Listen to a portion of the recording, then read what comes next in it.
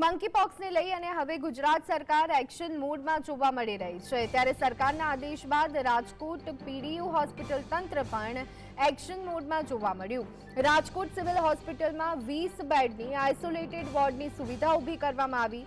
Civil હોસ્પિટલના પીએમએસએસવાય બિલ્ડિંગમાં 10 bed અને એમસીએચ બિલ્ડિંગમાં બાળકોના વિભાગમાં 10 એમ મળી અને કુલ 20 બેડની વ્યવસ્થા કરવામાં આવી। તેમજ જરૂર પડે વધુ બેડની સુવિધા વધારવી પડે તે માટે પણ આયોજન કરવામાં આવશે। શંકાસ્પદ દર્દીઓના સેમ્પલ અમદાવાદ ખાતે મોકલવામાં આવશે